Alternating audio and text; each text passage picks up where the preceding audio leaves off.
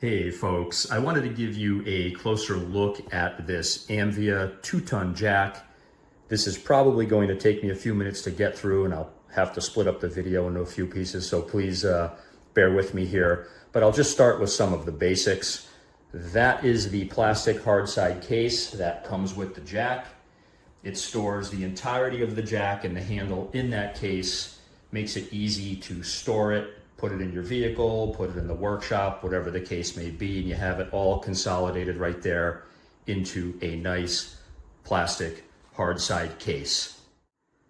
Something that I wanted to talk about here is kind of the build quality and dimensions of that AMVIA jack, and that is why I have these other two jacks that I use out here. This one here is a 3.5 ton floor jack. It weighs just a little bit over 80 pounds. And all the way on the left here, we have a Tonda 2-ton jack that's coming in just a touch under 20 pounds. And obviously in the center here, we have the AMVIA jack. It comes in at just about 30 pounds. And you can see here the difference in the dimensions. So that Tonda is a 2-ton, this AMVIA is a 2-ton, but you can clearly see the difference in the robustness of the build quality of this AMVIA jack. And I have used it now several times, once on a Volkswagen Beetle, and then just recently on my Tundra to rotate the tires. And I used this to jack up the front corners of my truck when I was doing those rotations, and I found it to be stable and it was solid. It did take a little bit more elbow grease with my heavy pickup truck to jack it up than it did with that little Volkswagen Beetle, but it did the job perfectly fine and it was stable. So I have no complaints about how well it functioned. Now, just briefly here, you can see the size here of the cradle there compared to the Tonda. So you're getting a bigger jack. This is still a compact jack, but it is on the larger side of that compact spectrum. And something here that I think is pretty neat to see is the build quality. So you can see how thick that material is there. It's all steel. And this is a very solidly built, very robust, compact jack. Compared to the Tonda here, you can see there is a real difference in the thickness of the materials that were used. And it shows in particularly the weight. So this AMVIA jack here is about 10 pounds heavier than its smaller counterpart.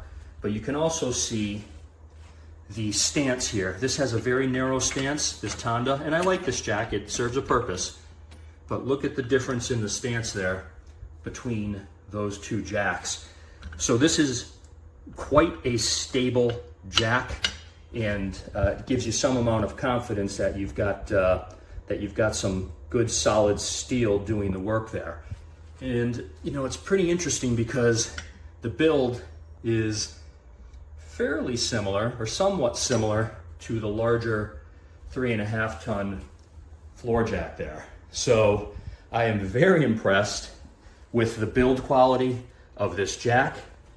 It has a plastic handle. The Tonda has a plastic handle as well, but the Tonda, this thing can just pop off of there, and that was one of my gripes about it. You can easily lose that handle while you are trying to carry the jack. This plastic handle is captured so it won't fall off on its own. So sure, I'd like to see a metal handle, but at least they did it right and it's captured on there so it won't fall off, or you won't drop the jack, particularly with a 30 pounder. That's going to do some damage. Now you can see the handle here. This is an interesting handle. It has that bent feature. It works fine. I probably wouldn't have minded if it was just a straight handle. And you have a built-in 1/2 inch drive half-inch drive kind of breaker bar feature here, I guess is what we can call it. And something that they do is there's a Phillips head screwdriver, or Phillips head screw that holds that in there.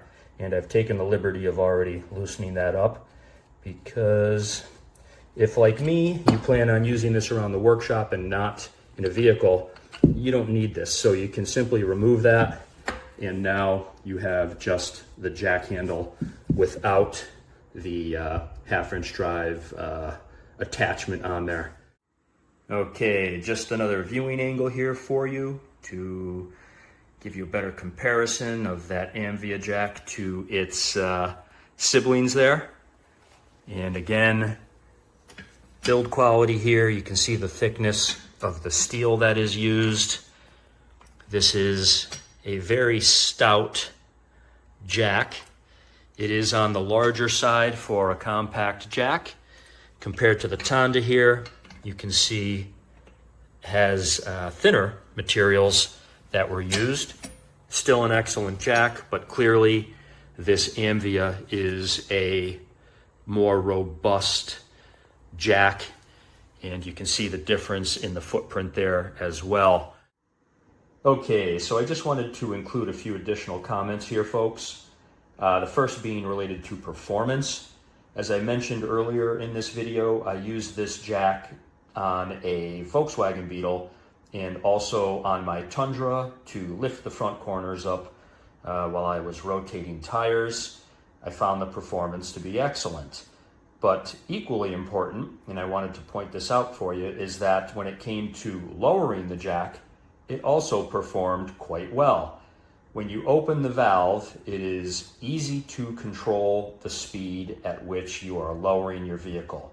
It's easy and it's consistent, so there were no abrupt lowerings of either of those vehicles. It was very easy to keep that descent controlled.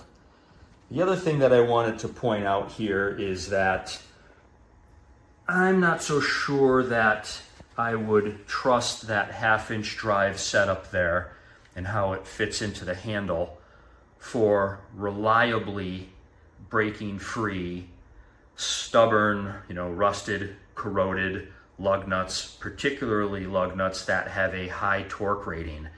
So if you are going to keep this in your vehicle, I would suggest that you include a half-inch drive breaker. And I think there is actually ample room in the hard side case there to include a half-inch drive breaker bar.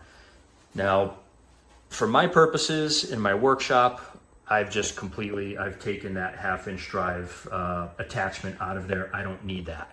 I wouldn't mind if that was a straight handle on this jack, but that still works perfectly fine. But again, if you are going to use this in your vehicle as an emergency jack for changing tires, I would consider adding a half-inch drive breaker bar to your toolkit, because I'm not so sure that I would rely on that setup there. Aside from that, I find this to be an excellent mid-sized compact jack. Well, that video went a little longer than I anticipated. I apologize for taking up so much of your time there, folks, but I do hope that was helpful for you. Thanks for watching, and take care.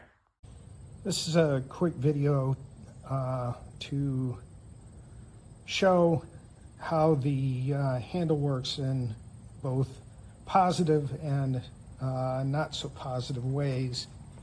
Obviously, here's the handle. You can see the nub at the top that engages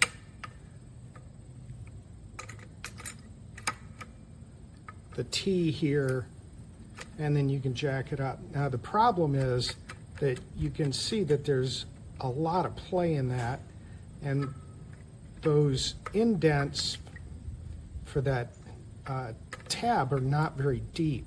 So when you're pulling it, it's easy to pull it out. Now, on the plus side, this fits over this release valve.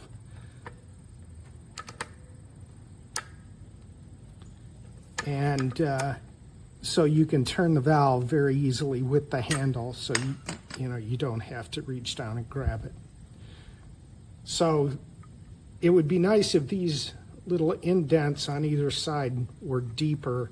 That would, or this fit more snugly. As it is, it's easy to put the handle in and have it work, but it slips out very easily. Otherwise, this jack works very well. You can see the lug nuts, and there are plastic holders for them, so they stay on pretty tight. Overall, not a bad tool.